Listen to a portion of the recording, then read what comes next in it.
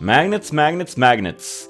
Hey everybody, I'm Stefan, the all-in nerd, and yes, today we're gonna talk about magnets and how to properly use them to improve your miniaturing hobby. With the help of magnets, you can use different parts for the same miniature, meaning that you'll save some money by not having to buy extra model kits, and your models will always look great.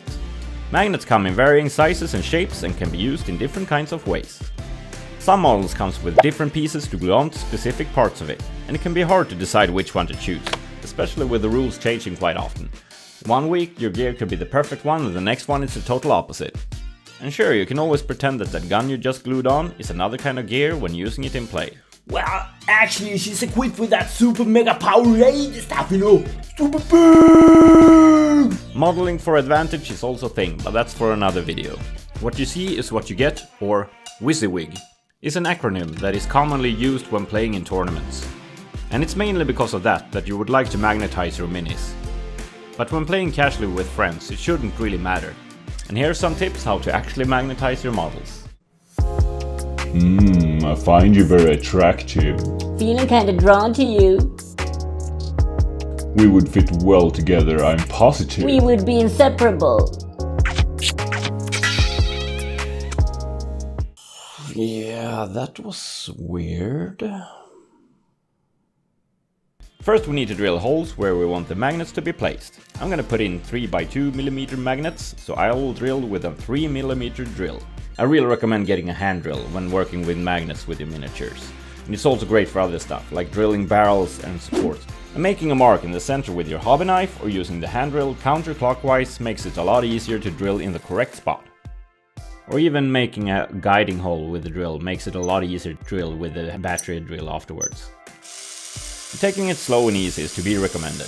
Using my hand drill is a lot safer than using a Dremel or a power drill. They can melt the plastic parts just with the friction.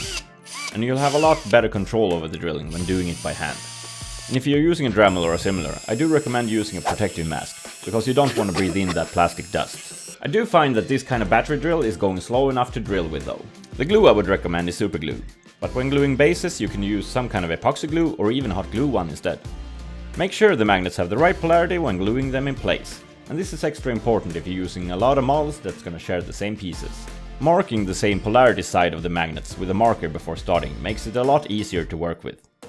Then you'll know that the side with the marking on it will attach to the side without a mark. And of course, if you're not sure, it's always good to double and triple check before gluing the magnet in place. And when gluing the magnet in place, I prefer having the small magnet stuck to another bigger magnet or attached to something else, like the tip of your Hobbyknife.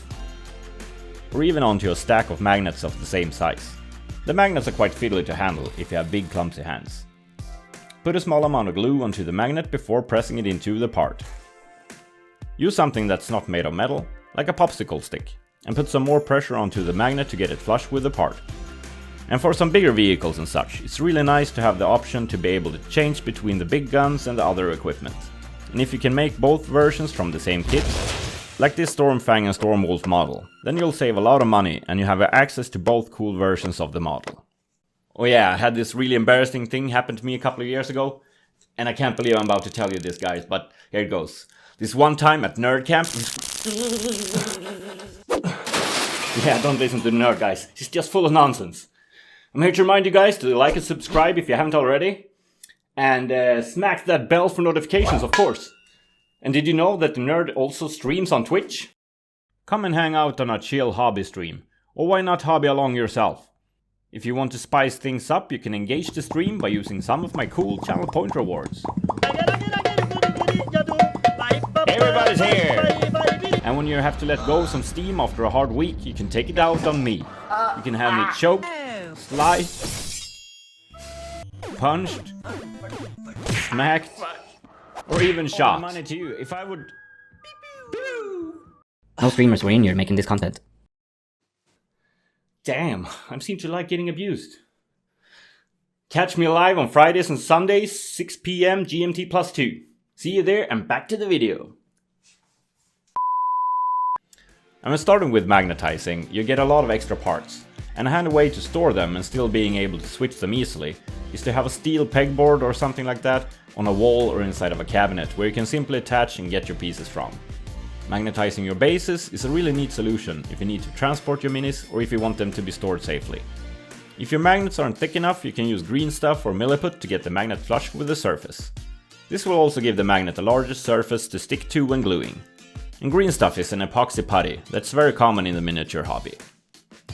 Simply put a small amount of superglue onto the base, grab a ball of green stuff and press it there, add another amount of glue and press the magnet lightly into it. Then you just turn your base upside down and press it onto the table a few times. I recommend using parchment paper to press on, so the green stuff doesn't stick to the table, or even using a hot glue gun could be enough. I use 5x2mm magnets for this, and that's enough for normal Space Marines.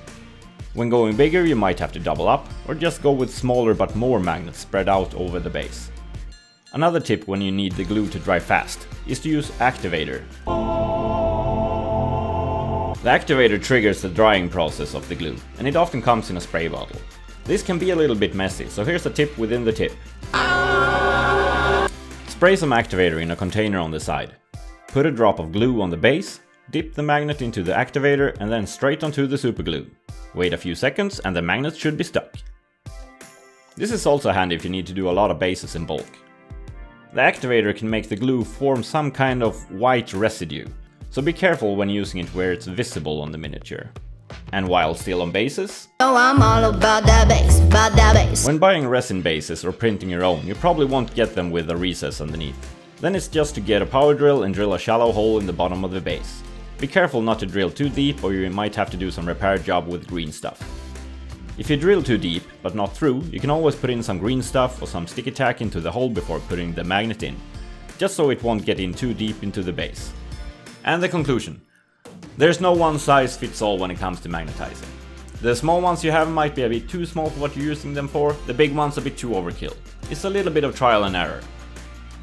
But I hope this video provided you with some new information when it comes to magnetizing. If you have any tips or any questions, please leave a comment below. And until next time.